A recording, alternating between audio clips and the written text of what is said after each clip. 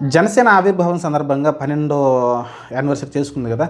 ఆ సందర్భంగా అయితే అసలకి ఆ మీటింగ్ కన్నా కూడా ఆ మీటింగ్‌లో కొన్ని ఎక్కువ అంటే ఎలా చెప్పాలంటే అసలకి ఆ మీటింగ్‌లో ఎక్కువ వివాదాలకి తావిచ్చింది. ఎందుకంటే వాళ్ళు మాట్లాడినది కావచ్చు, పవన్ కళ్యాణ్ మాట్లాడింది కావచ్చు, అలానే నాగబాబు మాట్లాడింది కావచ్చు, మిగతా నాయకులు మాట్లాడింది కావచ్చు, అంతా కూడా ఈ కూటమి విచ్ఛిన్నం అయ్యేలాగా కనిపించింది. అలానే కూటమికి ప్రమాదంలో పడే అవకాశంలా కనిపించింది. ఓవరాల్‌గా చూసుకుంటే మీకు పవన్ కళ్యాణ్ 40 సంవత్సరాలు టీడీపీ నిలబెట్టినన్న మాట కావచ్చు, లేకుంటే కర్మ అని మాట్లాడడం కావచ్చు, వరమని నాగబాబు ఇలాంటి రచ్చరచ్చలేపే మాటలైతే మాట్లాడడం చూసాం. యాక్చువల్‌గా పవన్ కళ్యాణ్ ఏమని చెప్పారు? 15 సంవత్సరాల పాటు మేము కూటమిగా ఉంటాం, పొత్తులోనే ఉంటాం, బయటకు విడిపోము. జగన్మోహన్ రెడ్డిని మళ్ళీ అధికారంలోకి అయితే రానివ్వననైతే శపథం చేశాడు.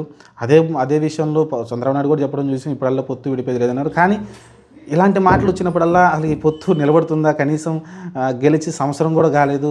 5, 6 నెలలు 9 నెలల కాలంలోనే ఇంత రచ్చ మొదలవుతుంది. మొన్నేమో లోకేష్‌ని సీఎం చేస్తే మావాడికి డిప్యూటీ సీఎం ఏంటి? లేకుంటే లోకేష్‌కి డిప్యూటీ సీఎం ఇవ్వాలని పోరాడితే పవన్ కళ్యాణ్ ఏమో సీఎంని చేయాలని అనటం కావచ్చు. ఇలా జనసేన మధ్య ఏదో ఒక వారైతే నడుస్తూనే ఉంది.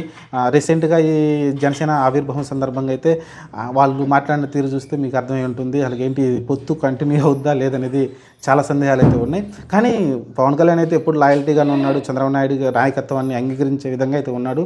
కానీ లోకేష్‌ని అయితే సీఎం చేయాలని అయితే వాళ్ళ కార్యకర్తలు కావచ్చు, చంద్రబాబు నాయుడు కూడా ఆలోచనలో ఉన్నాడు. ఎందుకంటే ఆయన ఏజ్ రీత్యా కావచ్చు. మరి ఒకవేళ లోకేష్ సీఎం అయితే డిప్యూటీ సీఎంగా మరి పవన్ కళ్యాణ్ ఉంటాడా మరి? ఎందుకంటే పవన్ కళ్యాణ్ ఆల్రెడీ లోకేష్ తోటి కొంచెం దూరంగానే ఉంటాడు. కానీ రీసెంట్‌గా అయితే కొంచెం లోకేష్ గారి నాయకత్వాన్ని అయితే అంగీకరిస్తున్నట్టే కనిపిస్తుంది పవన్ కళ్యాణ్ అయితే. కానీ లోకేష్ సీఎం అయితే మరి పవన్ కళ్యాణ్ డిప్యూటీ సీఎం చేస్తారనేది ఒకసారి కామెంట్ చేయండి. అసలు నిజంగా అతను ఉంటాడా? లేకుంటే కూటమి విడిపోతుందా?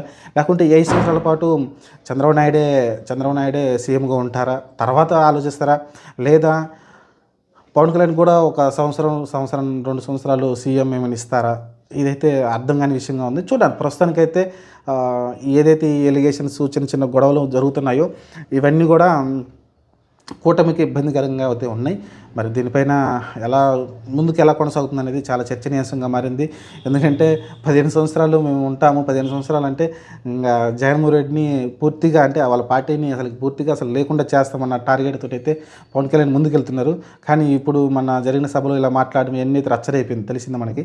కానీ ఫ్యూచర్లో మళ్ళీ ఇది మహానాడు ఉంది. వీళ్ళ టీడీపీకి సంబంధించి అది కూడా ఆవిర్భావం సంబంధించి వాళ్ళు 2 సంవత్సరాలకు ఒకసారి చేసుకుంటారు అది మహానాడు. మరి ఆ మహానాడులో మరి ఆ రోజు చంద్రబాబు నాయుడు లోకేష్ మాట్లాడే మాటలు బట్టి మనం అర్థం చేసుకోవచ్చు. అక్కడే ఉన్న మమ్మల్ని నిలబెట్టింది ఎవరు కాదు, మేమే నిలబడ్డామని వాళ్ళు ఏమన్నా కౌంటర్ ఇచ్చారంటే మటుకు ఇంకా అలజడి ఎక్కువ అవుద్ది. చూద్దాం మరి ఆ మీటింగ్ జరిగేంత వరకు అయితే మనకి తెలియదు. ప్రస్తుతానికైతే చాలా సంయమనం పాటించారు లోకేష్ కావచ్చు, చంద్రబాబు నాయుడు గారు కావచ్చు. ఈ విషయాలపైన ఎలాంటి స్పందన అయితే చేయలేదు వాళ్ళు. కాకపోతే చిన్న లీడర్స్ వర్మ లాంటి వాళ్ళు కొంచెం రియాక్షన్ ఇచ్చారు తప్ప దీని గురించి పెద్ద స్పందించలేదు. ఇది ఒక మంచి పరిణామం. ఎందుకంటే వాళ్ళు కూడా ఆలోచిస్తున్నారు. పవన్ కళ్యాణ్ ఖచ్చితంగా మనతోటే ఉండాలి, పొత్తులోనే ఉండాలి, విడిపోతే ఖచ్చితంగా ఇబ్బంది పడతామని టీడీపీ కూడా అర్థం చేసుకుంటుంది. కాబట్టి చంద్రబాబు నాయుడు కానీ లోకేష్ కానీ ఎక్కడ కూడా మాట్లాడలేదు. చూద్దాం, ఇది శుభపరిణామం. మరి ఫ్యూచర్లో ఇంకా ఎంత దూరం కొనసాగుతారో చూడాలి. కానీ అందరు ఇప్పుడు గుసగుసలు ఇదే జరుగుతుంది ఎక్కువ.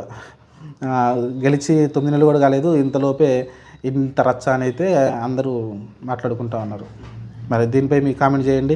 నిజంగానే వీళ్ళు కొనసాగుతారా 15 సంవత్సరాల పాటు? మధ్యలోనే విడిపోతారా?